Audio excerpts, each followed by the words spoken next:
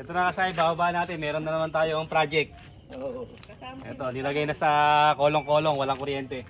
Hinanap pa tayo. Hinanap tayo sa bago nating ano, Tirahan. tirahan. Ito na. Ano talak dito tayo? Anong ano to? Susi. Rusi Mio. Yun. Rusi Mio style. Ito Mio yung style. ating project.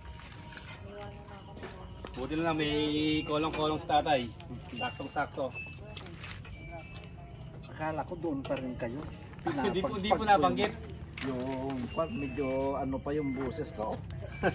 Hindi po nabanggit na ano. Sabi ko, asan ba kayo? Mag-asawa. Hindi na ko nahuli, bakit pa? Pasahin, ibababa natin to. Tapos ano natin to, itetest. Itetest natin. Alin po ba unang ibababa? Matagal ng kwan, pakialala. Matagal nang hindi kwan ito, napaandar. May ilang buwan na to tayo na pa-stock. July pa yata nun. Ha? July pa yata. Ay, July. Ay, ano pa naman? Wala pa namang isang taon. July lang. August, September, November. Ay, July. Eh, tinatamad August, siya. September, October. Ano, At 3 buwan lang mahigit na hindi na ano. pakialala yung mga daadan. Sige po.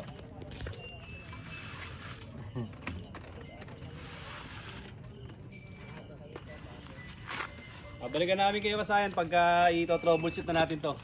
Walang power. Paano ba isa ano to? Ito na kasayan, no? Inumaga na tayo. Inumaga na tayo sa ano, binaba kagabi kasayan. Ito, ngayon natin titrayin. Oh, ito siya, ha. Tingnan niyo kasayan yung pinaka ano niya, pinaka board niya.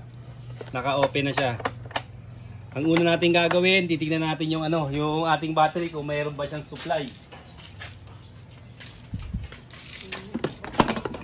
Para alam natin kung may supply ang ating battery. Tingnan muna natin siya, ha. Okay pa siya kasi meron pang 12.1. 12.1 pa tayo. Ibig sabihin meron pa siyang may laman pa yung ating battery. Kaya nakabuhay na siya kasi na signal light. Meron. Kusina. Meron. So, dapat kasi pag mag-park light. Okay, meron para alam yung buhay. Dapat pag pinigaan natin to kasi tsaka natin to pinindot, pag i-start siya, tutunog dapat yung starter. Wala. O, pinutin mo rin dyan sa kabila. Wala pa rin. O, tapos kaya subukan natin siyang i-kick.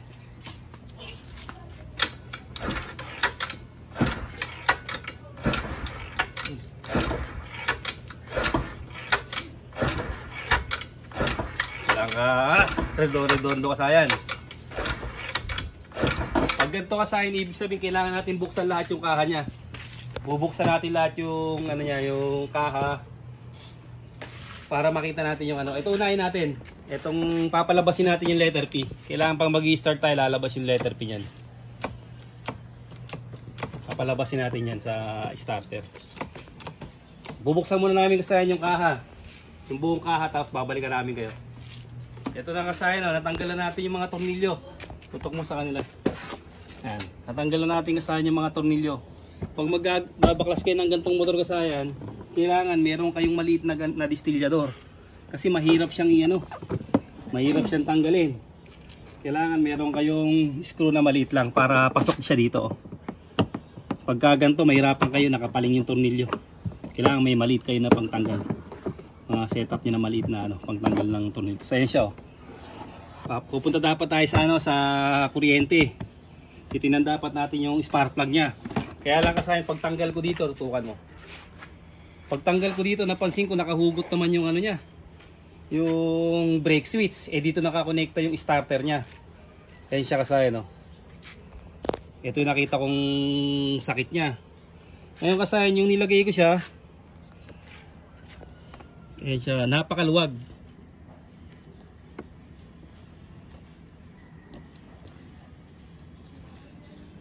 Ibig sabihin kasi may gumawa na daw nito eh. Ibig sabihin nito maaring natanggal siya o hindi na ibalik ng gumawa. Kasi hindi na ayos eh. Ito siya. Bali ang gagawin natin, higpitan muna natin para hindi siya mahugot. Higpitan natin yung pinaka terminal pin niya. Anin nyo lang siya ng ano, ng kahit plies o long nose para dumikit siya pagka nilagay.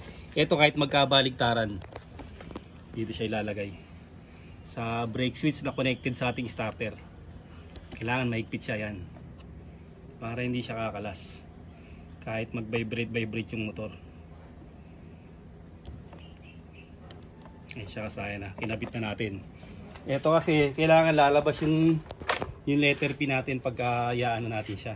Ayan, pagka pumindo tayo dito, ayan siya, lalabas na yung power niya. Sa kabila, wala. Sa kabila, dito lang, wala dyan.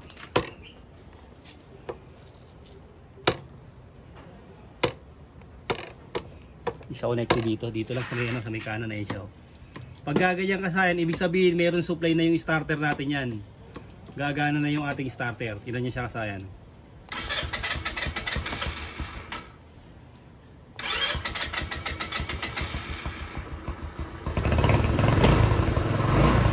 Bali kasayan, ang naging sakit lang niya, ito siya oh. Ito lang yung naging sakit niya kasayan. Biruin niyo, ang sabi ni tatay na ano siya yung June, ay July pa siya na ano, July pa siya na stock, hindi ginagamit. Ito lang yung naging problema niya. Ngayon kasi may nasilip ako mga ganito. Pagka ganito naman yung ano nyo, pagka ganito naman yung grounded nyo, maglagay kayo ng ano, ng I-terminal para mas malakas yung ground na pumasok sa ano. Mas maganda yung daloy ng kuryente. So solido, hindi kagaya yung paipit lang. Kasi kasayan ito, plastic na to. Kasi ito yung tornilyong balas, wala pang I-terminal. Tsaka katulad nito ay no, pinaipit lang dito yung ano, yung ginagawa nilang mga ground.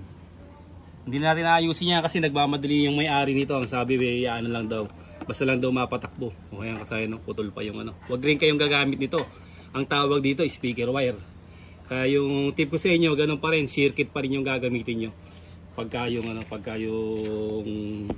magwa-wire kayo, magdadagdag kayo ng wire. Ganun lang kasayan yung pagre-repair ng may power naman siya, may signal light, may busina, pero hindi gumagana yung starter, pati sakit. Ayaw talaga niya umandar. Kahit pagpapawisan ka na, pero ngayon kasayan,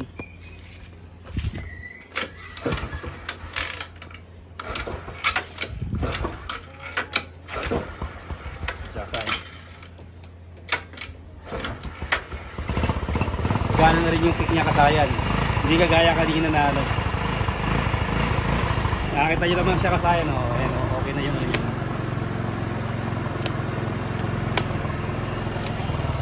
Okay na yung ano, signal light, busina. Ito lang kasayan yung naging problema, ha.